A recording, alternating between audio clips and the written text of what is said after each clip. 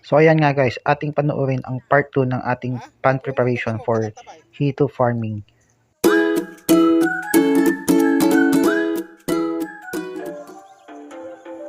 So ito na nga guys yung part 2 ng ating paglilinis at paglilimas ng ating fish pan. So ang purpose natin dito ay tanggalin lahat ng mga isda na pwedeng maging predator sa ating mga similya. Kasi syempre mga similya maliliit pa yan eh. So kung may mas malaking isda sa kanila, lalo na ang dalag at mga hito, pwede silang kainin or talagang kakainin sila ng mga mas malalaking isda. So makikita nyo madaming mga isda ang nakuha dito sa fish pan gamit ang pukot, kasi pukot na ang ginamit namin. So yan yung unang pasada ng pukot. So makikita natin yung mga isda andyan sa loob ng pukot. So maya maya ibubuhos na nila yung pukot. So ayan na, binubuhos na nga. Makikita nyo ayan, mga dalag na malalaki. So yan ang number 1 predator sa fish pan na kailangan nating tanggalin. So kailangan talaga lahat ng isda sa fish pan kailangan mawala muna bago lagyan ng similya. So dito makikita natin yung unang process, yung paglilinis ng fish pan, pagtatanggal ng isda, at ipapakita natin step by step kung ano yung gagawin nating proseso bago natin lagyan ng similya ang ating fish pan. So ayan, makikita nyo ang dami. Binalak naming ipapakyaw ito sa mga nagpapakyaw ng palaisdaan, ngunit naisip namin na ilimas na lang namin, kami-kami na lang, para mas marami yung makinabang sa isda. Kaysa kapag pinapakyaw mo mga 3,500, mga ganon, iilan yung makikinabang. Dito lahat ng nagpunta, tumulong, nabigyan natin ng isda sa araw na yun. Ito first day pa lang, part 2, first day. So makikita nyo yung pukot namin nakuha, unang pasada pa lang yan. Ayan, ang daming gurami. Nagtataka kami bakit ang daming gurami. Sobrang native yun na gurami. Yung gurami kasi masarap yun sa prito.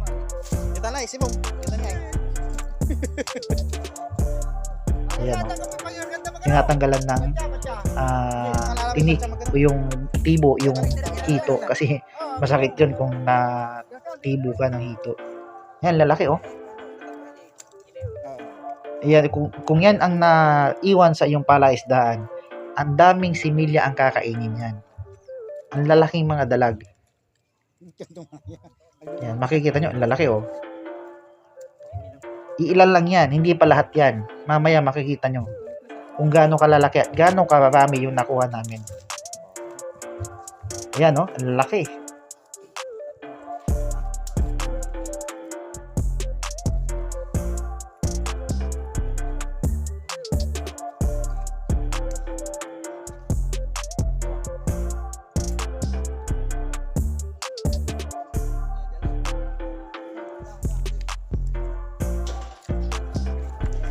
So ito nga guys, makikita nyo malalaking isda ang nakukuha dito sa fish pan natin.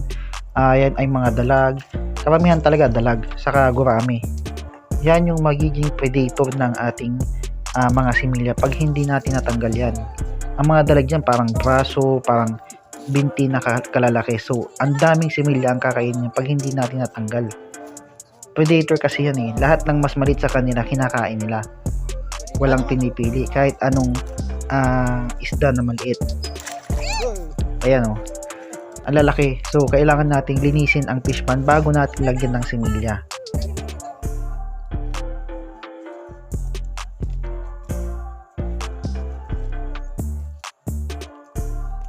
Ini baca.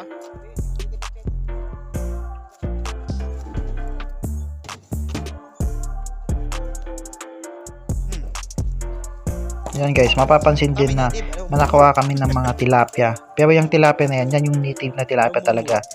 Hindi siya yung Gloria o mulmol na tinatawag nila sa Pangasinan na nagiging peste sa palaisdaan. Yang isang yan na dalag ay halos mahigit talaga, mahigit 1 kilo ang timbang Ay, diba? sa tansya namin kasi napakalaki. Mayaman. So ayan yung mga nakuha nila sa Ibilay dalawa. fish pan, isang pasada ng pukot kasi pukot na ang ginamit nila sa kuryente. Kasi this time hindi kami nakapaglimas kasi nga nasira yung ating makina at wala tayong mahiraman on the spot ng makina. So ayan, makikita nyo, yan yung palang yung ilan lang yan sa mga nakuhang malalaking dalag. So meron pa dyan, meron pang mga kasunod dyan at marami pa. So balik tayo dun sa fish pan, tignan natin. So ito yung pukot na sinasabi ko. Ang pukot ay lambat na parang may bulsa. So lahat ng madadaanan ng isda ay pupunta at mahuhulid or mahuhulog doon sa may parang bulsa niya sa dulo. Kaya hindi sila makakalabas. Makakalabas lang sila kung ang yung lambat ay may punit. So yan na rin ginamit namin kasi makikita yung mababaw na. Pero parang malalim pa rin yan. Lagpas pa rin ng tuhod sa may bandang gitna. So pukot na lang ang ginamit namin. Parang nakailang pasada kami. 4 na pasada. So para makuha yung mga ibang or karamihan sa mga isda. Yan, nagsisinundagan yung mga dalag. Ang dalag at yung hito ay mabilis na gumapang pagka nasa lupa. So makikita nyo ang lalaki.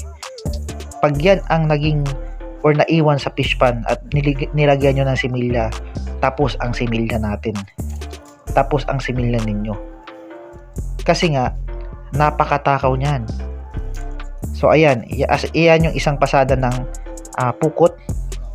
So tignan natin, ibubuhos nila kung ano man yung mga laman na nandyan. Ayan, tignan nyo, ang bibilis kumapang ng mga hito. Yan yung mga native hito. Ganyan lang sila talaga kalalaki, hindi na lalaki yan kasi native hito. Ang bibilis, tignan nyo. So kailangan talaga may lambat ka pagka may earthen pan ka, nag-culture ka ng hito, kailangan may palibot ng lambat. Kasi nga, pagka lumundag yan at napunta sa lupa, mabilis yan gumapang. So, makikita nyo, nagkukuryente pa sila doon. Ayan, malalaking isda pa rin yung nakukuha nila. Ito pa lang yung first day ng aming paglilinis at paglilimas ng ating fish pan kasi nga wala tayong mahiraman ng water pump. So, ito ibubuhos nila yung pukot. So ayan guys, makikita nyo madami talagang isda na nakuha at malalaki talaga. Mostly talaga mga dalag. Hindi pa nga binubuhos yung isang pasada ng pukot na marami ding nakuha na nakikita talaga. So ayan na, binubuhos na nga yung isang pasada ng pukot. Tignan natin kung ano ang laman nito.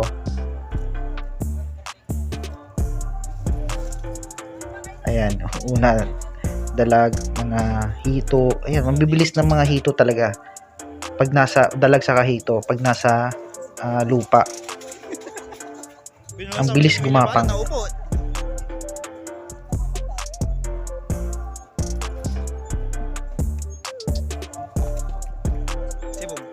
So, ang ginagawa sa hito, tinatanggalan muna namin ng tibo, yung tinik sa gilid.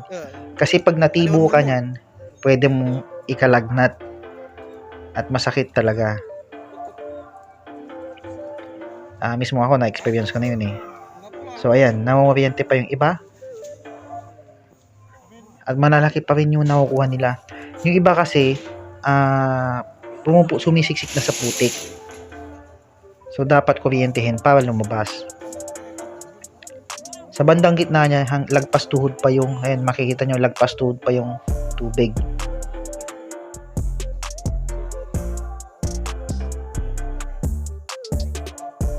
So ayan, at meron din kaming nakukuha mga igat tabang. Yung mga igat tabang na yan yung nagiging problema nila sa Nueva Ecija. Kung maalala nyo, na-report sa TV, na-report sa news, kasi nabubutas ng pilapil. So kailangan patubig ng patubig kasi binubutas nila yung pilapil. Yun yung nakukuha din namin dito, igat tabang. So ayan nga guys, nakakuha yung isang kasama namin ng isang igat tabang. at napakahirap hawakan yan kasi nga madulas. So pag hinawakan mo yan, madalas mabibitawan kasi sa dulas niya. So sa mga oras na to, nagpapahinga muna yung mga kasama namin, nagme-merienda. So post muna tayo guys, hanggang dyan na lang muna. Abangan ang part 3 at huwag kalimutang i-share at subscribe ang ating YouTube channel, Pulapol TV.